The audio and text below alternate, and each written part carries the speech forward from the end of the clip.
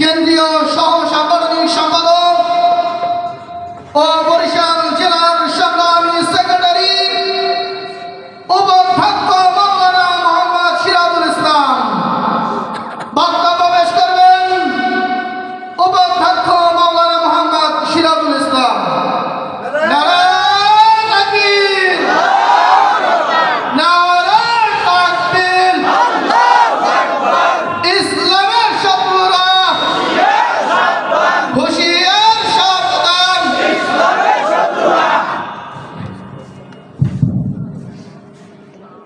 আসসালামু আলাইকুম। ইসলামী আন্দোলন বাংলাদেশ নাজিরপুর ইউনিয়ন শাখা কর্তৃক আয়োজিত আজকের এই ওয়ার্ড দায়িত্বশীল সম্মেলনের মহতারাম সভাপতি, মঞ্চে ভূমিষ্ঠ আছেন ইসলামী আন্দোলন বাংলাদেশ মুলাদী উপজেলা শাখার বিপ্লবী সভাপতি জনাব এফএম ইসলাম। উপস্থিত আছেন অত্র এলাকার সর্বজন শ্রদ্ধ ব্যক্তিত্ব এবং পিসাব চেয়ারম্যানের সেনাউল আজম জনাব আজকারি আব্দুল বারী সাহেব। উপস্থিত আছেন ইসলামী আন্দোলন বাংলাদেশ মুলাদী উপজেলা শাখার বিপ্লবী সেক্রেটারি জনাব মাওলানা আবুল কাসেম জিহাদি সহ অন্যান্য নেতৃবৃন্দ। আমার সামনে ভূমিষ্ঠ নাজিরপুরের বিভিন্ন এলাকার ইসলাম প্রিয় দেশপ্রিয় ভাইরা এবং এই নাতিরহাট বাজারের বিভিন্ন পর্যায়ের ব্যবসায়ী ভাইরা, আমাদের নেতৃবৃন্দ এতক্ষণ পর্যন্ত অনেক গুরুত্বপূর্ণ আলোচনা করেছেন। ইসলামী আন্দোলন কি, কেন ইসলামী আন্দোলন কি চায়, এ ব্যাপারে ওরা অত্যন্ত গুরুত্বপূর্ণ আলোচনা করেছেন। আমি সংক্ষেপে একটা কথা বলতে চাই যে আজকে এই 16 বছর আমরা পরাধীন ছিলাম নাকি? আমরা স্বাধীনভাবে কথা বলতে পারছিলাম না, মত প্রকাশের কোনো স্বাধীনতা আমাদের ছিল না। আমরা 5 বছর পরে আনন্দ সহকারে আমাদের পছন্দের প্রার্থীকে একটু ভোট দেব, সেই ভোট দেওয়ার সুযোগটা পর্যন্ত আমাদের ছিল না।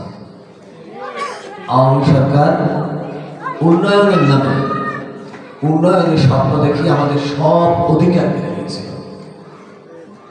আমাদের ভাতের অধিকার, আমাদের ভোটের অধিকার, আমাদের মত প্রকাশের অধিকার, সব প্রকার অধিকার আমাদের কেড়ে নিয়েছিল। আমাদের মা বোনদের ইজ্জত পর্যন্ত এখানে নিশ্চিত ছিল না। আমাদের মেয়েরা স্কুল কলেজে গেলে আবার নিরাপত্তার সাথে ঘরে ফিরে আসবে এমন কোনো গ্যারান্টি আমাদের ছিল না। শুধু মা বোন রাখেন, বড় বড় লোক, বড় বড় রাজনীতিবিদ, আজকে বিএনপির ইলিয়াস আলী সহ তিনি যে কোথায় হারিয়ে গেলেন, কোথায় গুম হয়ে গেছে, খবরই কেউ জানে না। বিএনপি সালাউদ্দিন আহমেদ উনি অ্যারেস্ট হয়ে গেলেন, হারিয়ে গেলেন বাংলাদেশ থেকে, ওনাকে পাওয়া যায় ভারতে। ব্যাপারটা কি? এর পিছনে কারা? দেশের মানুষ একটা সংখ্যা বিকার ছিল। আলেম ওলামা, হাজার হাজার আলেম ওলামা দেখছেন, নিরক্ষর আলেম ওলামা, যাদের সাথে আল্লাহর আরশের সাথে সম্পর্ক, যারা আল্লাহর কাছে দোয়া করলে আল্লাহ কবুল করেন, হাজার হাজার গুণগান মানুষকে যারা হিদায়াতের পথ দেখান, এই নিরক্ষর আলেমদেরকে ওয়ারাসাতুন নবী যারা, তাদেরকে বিনা কারণে, রাজনৈতিক কারণে, রাজনৈতিক প্রতিহিংসার কারণে তাদেরকে জেলে ভরে রাখেছে। আপনারা দেখেছেন আমরা একটা জেলখানায় আবদ্ধ ছিলাম। মহান আল্লাহ রাব্বুল আলামিনের কাছে শুকরিয়া আদায় করছি যে 5ই আগস্ট আল্লাহ রাব্বুল আলামিন আমাদেরকে এই জেলখানা থেকে মুক্তি দিয়েছেন এবং যারা আমাদেরকে জেলে আবদ্ধ রেখেছেন আল্লাহ রাব্বুল আলামিন সম্পূর্ণ পরিবেশটা ঘুরিয়ে দিয়েছেন। তারা শুধু জেলে আবদ্ধই নয়, দেশে থাকার সুযোগ পাচ্ছে না এখন, তাই না? তাদেরকে 45 মিনিট সময় দেওয়া হয়েছিল যে যান, তাড়াতাড়ি যান, হেলিকপ্টারের ব্যবস্থা করছি, চলে যান, যদি থাকেন জনগণের পাড়া ছেড়ে সেপ্টা হয়ে যাবে। কি বলেন, কথা ঠিক না? কেন? এটা ঠিক করছি। আপনি দেশের জনগণের কল্যাণের জন্য রাজনীতি করেন, ক্ষমতার পথ পরিবর্তন হবে, পালাবদল হবে, কিন্তু আপনি হয়তো ওই চেয়ারে থাকবেন না, বিরোধী দলের চেয়ারে থাকবেন। আপনি গণভবনে থাকবেন না, বঙ্গভবনে থাকবেন না, কিন্তু আপনি বাসভবনে থাকবেন। কিন্তু এমন কাম কি আপনি করছেন যে শুধুমাত্র গণভবনই ছাড়তে হয় না, বঙ্গভবনই ছাড়তে হয় না, আপনাকে দেশেই থাকা পাচ্ছেন, আপনি দেশেই থাকতে পারতেছেন না, একেবারে দেশ ছেড়ে যেতে হবে, কিও এমন উপকার করছেন জনগণের? এটা ভাবার বিষয়, কি বলেন প্রিয় ভাইরা? যাই হোক, আল্লাহ রাব্বুল আলামিন আমাদেরকে এই অভিশাপ থেকে মুক্তি দিয়েছেন, কিন্তু এখন আমাদের এই প্রিয় মাতৃভূমি আমাদের মতো করতে হবে নাকি? এদেশের মানুষ অত্যন্ত ধার্মিক, তাদের দিলের ভিতরে আল্লাহর মহব্বত, আল্লাহর প্রেম, রসুলের ভালোবাসা আছে। আমি দেখেছি অনেক যুবক ভাই তারা প্যান্ট শার্ট পরে, তারা টুপি আমাদের মতো সবসময় ব্যবহার করে না, কিন্তু আমি দেখেছি যখন আমার রসুলের বিরুদ্ধে কেউ কোনো কটূক্তি করে তখন এই যুবক ভাইয়েরা লাভ দিয়ে পড়ে, তাদের অন্তর ভরা রসুলের পাকের মহব্বত। কথা ঠিক না? অনেক ভাইদেরকে আমরা দেখেছি যারা আলেম না, যারা টুপিওয়ালা দাঁড়িয়েওয়ালা না, জেনারেল শিক্ষিত মানুষ, কিন্তু আল্লাহকে ভালোবাসে, রসুলকে ভালোবাসে, ইসলামকে ভালোবাসে, আলেম ওলামাদেরকে ভালোবাসে, তাদেরকে শ্রদ্ধা করে, তাদেরকে হাদিয়ে দেয়, তাদের পিছনে নামাজ পড়ে, তাদের হাতে চুমু খায় এবং তাদেরকে শ্রদ্ধা করে। সুতরাং এ দেশ মূলত ইসলামের দেশ। এদেশ 92% লোক মুসলমান। হয়তো আজকে আমরা বিভিন্ন দলে, বিভিন্ন পরিচয়ে বিভক্ত, এর কারণ হলো এই মুসলিম হিসাবে আমার যা দায়িত্ব, আমার যা কর্তব্য, আমার যা করণীয়, আমার মালিক আমার আল্লাহ আমাকে দিয়েছেন, এ সম্পর্কে আমার একটা স্পষ্ট ধারণা নাই। এ কারণে আমি নামাজি, আমি রোজাদার, তারপর আমি মনের অশান্তি, আমি তাগুতের বা খোদার তৈরি শক্তিকে আমি অনুসরণ করি। এরকম আছে না? এটা খুবই বেশি, তারা বোঝে না। অনেকে আমরা মনে করি যে ইসলাম নামাজের ভিতরে সীমাবদ্ধ, ইসলাম রোজার ভিতরে সীমাবদ্ধ, ইসলাম হজের ভিতরে সীমাবদ্ধ, বরং আসলে তো তা নয়। আপনারা দেখবেন রসুলের পাকের উপর বিদায় হওয়ার সময় একখানা আয়াত নাযিল হয়েছিল, আল-ইয়াওমা আকমালতু লাকুম দীনাকুম ওয়া আতমামতু আলাইকুম নি'মাতি ওয়া রাদিতু লাকুম ইসলাম দীনা। আজকে আমি আমার দিন তোমাদের উপর পূর্ণ করে দিলাম, আমার নিয়ামত তোমাদের উপর পূর্ণ করে দিলাম, এবং দিন হিসাবে ইসলাম তোমাদের দিন, এই হিসাবে আমি রাজি হয়ে গেলাম। দিনের ইসলামের উপর চলাই আমার সন্তুষ্টি। দিন কাকে বলা হয় না? দিন আরবি শব্দ, দিনের বাংলা আসে জীবন ব্যবস্থা। দিনের বাংলা কি? দিনের বাংলা মানে নামাজ নয়, দিনের বাংলা মানে রোজা নয়, বরং দিন হলো জীবন ব্যবস্থা। আপনি সকালে ঘুম থেকে উঠবেন, ঘুম থেকে আপনার বিছানা থেকে নামবেন, রাতে আবার ঘুমে যাবেন, এই সারা দিন আপনার টয়লেটে যাওয়া, আপনার রুজু করা, আপনার মসজিদে যাওয়া, আপনার ব্যবসা প্রতিষ্ঠানে যাওয়া, আপনার দোকান পরিচালনা করা, আপনার ব্যবসা প্রতিষ্ঠানে করা, আপনার চাকরিতে যাওয়া, আপনার কলিগদের সাথে আপনার ব্যবহার, আপনার স্ত্রীর সাথে আপনার ব্যবহার, আপনার ভাই বোনদের সাথে আপনার ব্যবহার, আপনার প্রতিবেশীদের সাথে আপনার ব্যবহার, আপনার এলাকার মানুষের সাথে আপনার ব্যবহার, আপনার বসের সাথে আপনার ব্যবহার, আপনার স্ত্রীর সাথে আপনার ব্যবহার, এই যাবতীয় ব্যবস্থাপনা, এর নাম হইল দিন। এর নাম কি? দিন। একজন মুসলিম সে কখনো দিনের বাইরে যাইতে পারে না। একজন মুসলিম যেমন আল্লাহর নির্দেশে নামাজ পড়ে, একজন মুসলিম ঠিক তত আল্লাহর নির্দেশে ব্যবসা করবে। একজন মুসলিম সে আল্লাহর নির্দেশে সে সমাজের দায়িত্ব পালন করবে। একজন মুসলিম সে আল্লাহর নির্দেশে চাকরি করবে, যেই চাকরি আল্লাহ পছন্দ করবে সেই চাকরি করবে, যেভাবে চাকরি আল্লাহ পছন্দ করে সেভাবে করবে, যেই চাকরি আল্লাহ পছন্দ করেন না, যেভাবে চাকরি করলে আল্লাহ পছন্দ করেন না, একজন মুসলিম সেভাবে চাকরি করতে পারে না। একজন মুসলিম যে ব্যবসা আল্লাহ অনুমোদন করে সে ব্যবসা করবে, যেভাবে ব্যবসা করলে আল্লাহ অনুমোদন করে সেভাবে ব্যবসা করবে, যেই ব্যবসাকে আল্লাহ হারাম করেছেন, যেই ব্যবসাকে আল্লাহ রসুল অনুমোদন করেন না, একজন মুসলিম সে ধরনের ব্যবসা করতে পারে না। এ কারণে আমরা সহজভাবে বুঝি, আমরা চাউল বিক্রি করি কিন্তু মুসলমানরা শুকর বিক্রি করে না। আমরা চাউল বিক্রি করি, আমরা মদ বিক্রি করি না। হাত বলবেন যে কথাকে তো করে মুসলমানে, তাদের ভিতরে দিনের মুখটার ঘাটতি আছে, আমরা বুঝাইতে পারি না, আমাদের ব্যর্থতা। আমরা ওলামায়ে কেরাম তাদেরকে বুঝাইতে পারি না। একজন মুসলিম যেই ব্যবসা আল্লাহ অনুমোদন করেন না, যেইভাবে ব্যবসা করলে আল্লাহ অনুমোদন করে সেটা সে করতে পারে না। ঠিক তদ্রূপ একজন মুসলিম সে তার রাজনীতির ক্ষেত্র, যেই রাজনীতি আল্লাহ পছন্দ করেন, যেই রাজনীতি রসুল পছন্দ করেন, যেই রাজনীতি আল্লাহ করতে নির্দেশ দান করেছেন, যেই রাজনীতি আমার রসুল করেছেন, মদিনায় 10 বছর ইসলামী রাষ্ট্র প্রতিষ্ঠা করে আমার রসুল যেই রাজনীতি শিখিয়ে গেছেন, একজন মুসলিম সেই রাজনীতির বাইরে যাইতে পারে না। আল্লাহ পাক কোরআনে কারীমে ইরশাদ করেছেন, ইয়ামা নাদউ কুল্লু উমামিন কুল্লু উনাসিন বিইমামিহিম, কিয়ামতের দিন আমি প্রত্যেক মানুষকে তাদের নেতা সহ ডাকব। কে বলতেছেন? আল্লাহ। ইয়ামা নাদউ কুল্লু উনাসিন বিইমামিহিম, কিয়ামতের ময়দানে প্রতিটা মানুষকে সে যে দলের, যে পথের, যে মতের হোক, তাকে আমি তার নেতা সহ রাখবো। কার কথা ভাই? আল্লাহ। আমার কথা না। সুতরাং একজন মুসলিম, একজন সচেতন মুসলিম, সে বিচার করবে আমি কাকে আমার নেতা নির্বাচন করতে আসি, আমি কার পিছনে হাঁটতে আসি, আমি কার পিছনে আমি স্লোগান তুলতে আসি। আমার এই রক্ত আমার আল্লাহ রক্ত, সেই রক্ত আমি কার পিছনে ব্যয় করতেছি। আমার শরীরে ঘাম আমার আল্লাহ, সেই ঘাম আমার মেধা, আমার শ্রম, আমার শক্তি আমি কার পিছনে ব্যয় করতেছি। একজন মুসলিম সেইটা চিন্তা করে একজন নেতার পিছনে হাঁটবে নাকি?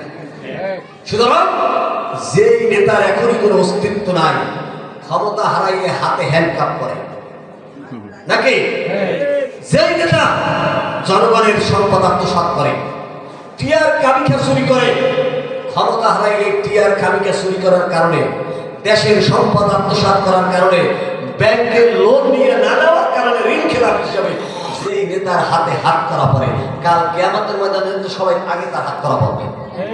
এবারে কথা ঠিক না? তাহলে আপনার যেই নেতা অপরাধের কারণে, চুরির কারণে, আত্মসাতের কারণে, জনগণের সম্পদ আত্মসাৎ করার কারণে যেই নেতা দুনিয়াতে ধিক্কৃত, আল্লাহর দরবারে ধিক্কৃত, হাত করা পর অবস্থায় জাহান্নামে নিক্ষিপ্ত হবে, সেই নেতার বিচারকে আপনারা হাঁটতে চান? যদি চলতেই চান, আল্লাহ বলেন তোমার নেতা সহ তোমাকে ডাকবো, আসো। ওই নেতার দলে কে কে আসো? আসো। এই নেতার দলে কে কে আসো? আসো। এই নেতার দলে কে কে আসো? ওই রকম হাত করা পড়া চোর বদমাইশের পিছনে কারা কারা তাদেরকে নেতা মেলে আল্লাহ দরবারে হাজিরাতে রাজি আছে, হাতে কান দিই কেউ নাই। তাহলে দুনিয়া এটা বিচ্ছে চলতে হবে। কিন্তু কোরআন যেমন সত্য, কিয়ামতের বর্ণনা যেমন সত্য, ঠিক বদমাইশ নেতাদের পিছনে চলে তাদের নিয়ে কিয়ামতে উঠতে হবে, এই আয়াত সত্য। সুতরাং একজন মুসলিম সে অবশ্যই সে রাজনীতি করবে আমার রাসূলের রাজনীতি। একজন মুসলিম রাজনীতি করবে মদিনার রাজনীতি। একজন মুসলিম রাজনীতি করবে মুসলমানদের রাজনীতি। একজন মুসলিম রাজনীতি করবে কোরআন প্রতিষ্ঠার রাজনীতি। একজন মুসলিম রাজনীতি করবে ইসলাম শাসন প্রতিষ্ঠার রাজনীতি। একজন মুসলিম রাজনীতি করবে ইনসাফ প্রতিষ্ঠার রাজনীতি করবে। একজন মুসলিম রাজনীতি করবে সত্য সুন্দর প্রতিষ্ঠার রাজনীতি করবে। অন্যায়ের রাজনীতি একজন মুসলিম করতে পারে না।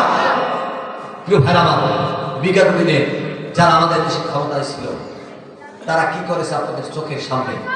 4 দলীয় জোটের সময় আমরা দেখেছি দেশ 4 বার দুর্নীতিতে চ্যাম্পিয়ন হয়েছে।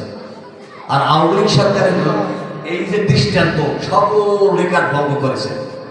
আওয়ামী লীগ সরকার 18,36,000 কোটি টাকা আপনার এবং আমার মাথার উপর ঋণ রেখে পড়েছে।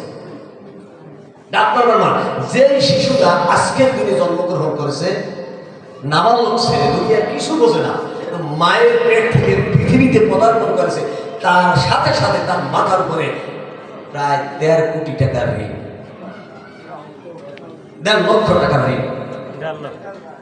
তাহলে এটা কেমন অবস্থা? আজকে ইস আলম গ্রুপ শুধুমাত্র ইসলামী ব্যাংক থেকে 50,000 কোটি টাকা তার আত্মসাৎ করেছে। অন্য অন্য ব্যাংক মিলিয়ে প্রায় 95,000 কোটি টাকা আত্মসাৎ করেছে। তাহলে এই তো আপনার সম্পদ, আমার সম্পদ, এটা তাদের বাবার সম্পদ। তারা তো দেশকে দেয় নাই, বরং আপনার এবং আমার টাকা ব্যাংকে রয়েছে, সেই ব্যাংক থেকে তারা আরো নিচ্ছে। সুতরাং আওয়ামী লীগের রাজনীতি আমরা দেখেছি। আপনারা কি এই অবস্থা কি চান, না দেশে একটা পরিবর্তন চান? কারা কারা একটা পরিবর্তন চান? প্রিয় ভাইরা আমার, এই যদি পরিবর্তন যদি চান, তাহলে আপনার বাংলাদেশে যে দলগুলো রাজনীতি করে তাদেরকে তো আপনার দেখা হয়েছে, একবার তো দেখছেন। এই 53 বছরে অনেকের শাসনই দেখেছেন। আমরা সোনার বাংলা দেখেছি, সবুজ বাংলা দেখেছি, দেখছি না, নতুন বাংলা দেখেছি, অনেক স্লোগান আমরা শুনেছি, কিন্তু কাঙ্ক্ষিত মুক্তি এবং কাঙ্ক্ষিত সফলতা আমরা পাইনি। কিন্তু এখন একটা জিনিস দেখার আমাদের বাকি আছে, সেটা কি বলেন তো? ইসলামী বাংলা। আমরা অমুক ভাইয়ের চরিত্র ফুলের মতন পবিত্র, এটা অনেক স্লোগান আমরা শুনেছি, কিন্তু সত্যিকার ফুলের মতো চরিত্র যেই সমস্ত লোকদের, তাদের শাসন ক্ষমতা এখনো দেখিনি। হক্কানি ওলামায়ে কেরাম, আল্লাহ ভীরু নাম খাওয়া ভাই, দুনিয়াতে ফাসেক আলেম ওলামা নয়, ওলামায়ে সুন্নাহ যারা সত্যিকারে আল্লাহ, ওলামায়ে হক্কানি, ওলামায়ে রব্বানি, যাদের সাথে আল্লাহর সাথে কানেকশন, এই হক্কানি ওলামায়ে কেরামের হাতে নেতৃত্ব এবং কোরআন সুন্নাহ মোতাবেক দেশ পরিচালনা, এক কথা ইসলামী বাংলা, এইটা কিন্তু আমাদের দেখার বাকি আছে, ঠিক না? দেখেন পত্রিকায় দেখলাম এবছরই নতুন করে আবার 3000 নতুন কোটি হয়েছে, 3000 লোক নতুন করে কোটি টাকার মালিক। অর্থাৎ দেশের ক্ষমতা, দেশের অর্থ সম্পদ মুষ্টিমেয় কতক লোকের কাছে জমা হইতেছে। আর আপনি আর আমি কালকে পত্রিকার খবরে দেখলাম ডিমের দাম বাড়ছে, মুরগির দাম বাড়তে আছে, সবজির দাম বাড়তে আছে, সব জায়গায় কিন্তু দাম বাড়ে। এইটার ভুক্তভোগী আপনি আমি গরিব মানুষ। আর টাকা সব জমা হয় বড় লোকের কয়েকজনের হাতে। আর ইসলাম যে ব্যবস্থা দিয়েছে, ইসলামী অর্থ ব্যবস্থা, যাকাত অর্থ ব্যবস্থা, যদি কারো 1 কোটি টাকা কোনো বড় লোকের থাকে, সেই 1 কোটি টাকার ভিতরে 2.5 লক্ষ টাকা গরিবের হক। এটা তার ঈশ্বরের বাধ্যতামূলক গরিবকে উঠে দিয়ে দিতে হবে। বাংলাদেশে কয়েক হাজার লোক আছে যারা হাজার হাজার কোটি টাকার মালিক। এই শুধুমাত্র এই সমস্ত সম্পদে যদি যাকাত দেওয়া হয়, তাই দেশে কোনো গরিব থাকে না। এটা নিশ্চিত করতে পারে একমাত্র ইসলামী সরকার এই যাকাত ব্যবস্থা প্রবর্তনের মাধ্যমে, নাকি? সুদ ধনীকে আরো ধনী করে, গরিবকে আরো গরিব করে। সুদের সুদ, চক্রবর্তী সুদ দিতে দিতে একজন ছোটখাটো একজন ব্যবসায়ী, সে তার ব্যবসা প্রতিষ্ঠান ব্যাস বিক্রি করে, তার দোকান বিক্রি খেয়ে শেষ পর্যন্ত আদারের গরুড় পর্যন্ত বিক্রি করে সুদের টাকা দেয়, কথা ঠিক না? আর ইসলামী অর্থ ব্যবস্থা কায়েম হলে সেখানে বড় আপনার থেকে কোনো টাকা যাবে না, বরং বড় লোকের টাকা আপনার দিকে আসবে, সম্পদের একটা ভারসাম্য হবে, কথা ঠিক না? এরকম ইসলামী শাসন ব্যবস্থা অনেক সুফল পাই না, এটা এই অল্প সময় বোঝানো সম্ভব নয়। আমরা মুসলিম, আমাদের মুসলিম আপনারা দেখবেন আরবে যখন মুসলিম ইসলামের ক্ষমতা নিয়েছে, তখন আরবে অভাব ছিল, অত্যন্ত অভাব ছিল। একটা রুটি এটা তারা কারাকারি করতো, গোস্তের হাড্ডি মেরে চাটাচাটি করতো, এতটা গরিব ছিল তারা। কিন্তু রাসূল পাক সাল্লাল্লাহু আলাইহি ওয়াসাল্লাম এই কোরআনের মাধ্যমে, হাদিসের মাধ্যমে তার সাহাবায়েরা এমন রাষ্ট্র ব্যবস্থা প্রতিষ্ঠা করলেন যে কয়েক বছর পর যাকাত খাইবে, যাকাত নেবে এমন লোক খুঁজে পাওয়া গেল না। সবাই বলে না ভাই আমার আল্লাহ আমাকে ভালো রাখছে, সম্পদ দিয়েছে, আমার যাকাত খাওয়ার যদি বইতে নেয়, যাকাত নেওয়া নেয় কোনো লোক নেই। এটা কোনো ব্যক্তির কোনো সুফল নয়, ইসলামী শাসনের সুফল। সুতরাং আমি আপনাদেরকে একটা কথাই বলবো, অনেক মত দেখেছি, অনেক পথ দেখেছি, অনেক আদর্শ দেখেছি, অনেক নেতা দেখেছি, অনেক দল দেখেছি, এখন শুধুমাত্র একটাই বাকি, সেটা হইল ইসলামী বাংলা, ইসলামী বাংলাদেশ করা। ইনশাআল্লাহ এজন্য এই সাহেব চরণে নিরলসভাবে কাজ করতেছেন। তারা এমন নেতা, তাদের দিনও যা রাতও যা। তার তিনি তো চুরি ডাকাতি করেনি না, বড় বড় বড় চোর, বড় বড় ডাকাত, বড় বড় লটপাট, বড় বড় ধর্ষক, তারা ওনাদের হাতে হাত দিয়া আল্লাহর ওলিতে পরিণত হয়ে গেছে। সুতরাং তারা হলো আমাদের আশীর্বাদ, বড় পাথর তুল্য, বদনাই করে সব ভালো হয়ে যায় তাদের কাছে। সুতরাং তাদের নেতৃত্বে, তাদের সংস্পর্শে যদি এই দেশের সংস্পর্শ লাগে, এই দেশের দায়িত্ব যদি তাদের হাতে তুলে দেওয়া হয়, ইনশাআল্লাহ আমি গ্যারান্টি দিয়ে বলতে পারি 5 বছরের ভিতরে দেশের চেহারা পরিবর্তন হয়ে যাবে। এই কুতুবপুরবাসী, এই নাজিরপুরবাসীদের সামনে অনুরোধ, আমি পীর সাহেব চরণের পক্ষ থেকে আসছি, তার দাওয়াত নিয়ে আসুন। আমাদের সামনে একটা সুযোগ আসছে স্বাধীনভাবে মতামত দেওয়ার, ভোট দেওয়ার।